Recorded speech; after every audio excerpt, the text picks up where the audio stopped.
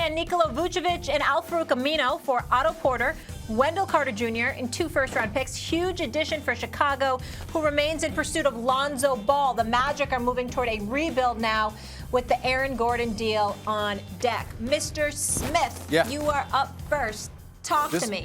This is big time. This is big time. Because, see, Vucevic can play. That's number one. Number two, you kept Zach LaVine.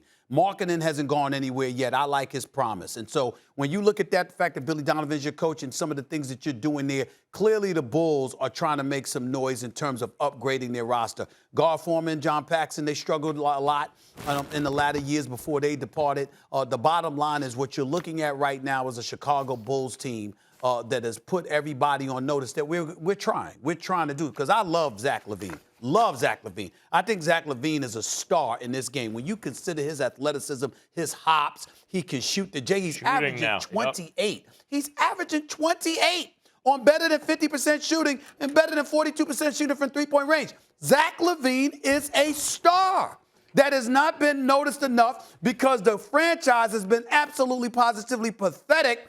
But I think this is a move strongly in the right direction. I love this move by the Chicago Bulls. And let me just say this as an aside.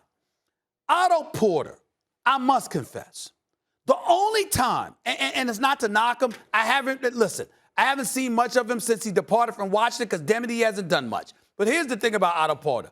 It's pretty sad.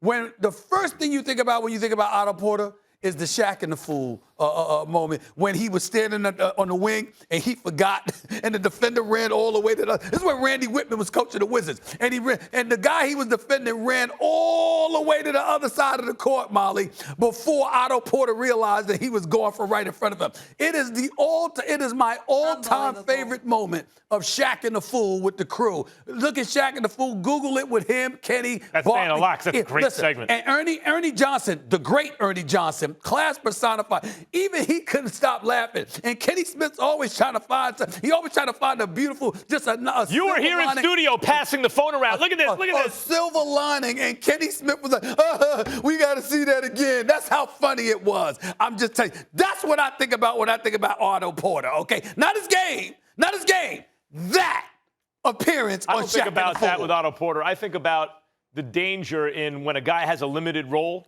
and you see what he can do, paying him thinking if you expand the role, he can do that over 35 minutes, more and more. And he clearly. And he was, but he's valuable if you use it back then. If you use him right. If you use him right. Vucevic is an enormous move. And you know what it indicates about Chicago? Because he's got about 30 years old now. Yes. It means that they're trying to win now. I know they have a sub-500 record. But when you look at the talent on the team, and you named it, marketing was, you knew he was going to be good out of that draft, and he is, and he does it with size. And obviously, Zach LaVine is like bordering in a weird way because he's under the radar on superstardom, considering how efficiently he can score, plus his athletic ability. His athletic ability is as good as anyone's ever, and he can shoot now. And as you said, he's averaging close to 30 a game. You're bringing in a center. It's not that he doesn't have a weakness, but with such a good overall game with size, he can score, he can pass. His defense kind of reminds me of like James Harden's, by reputation, not good, but if you watch him, actually pretty good. I think he's a pretty good defender. I think he's just an excellent all-around player that would work like on any team. And the Bulls, you put him with Zach LaVine, you really have something, not just the rest of this year, but going forward. Yeah, I agree. And this is not good news for the Knicks.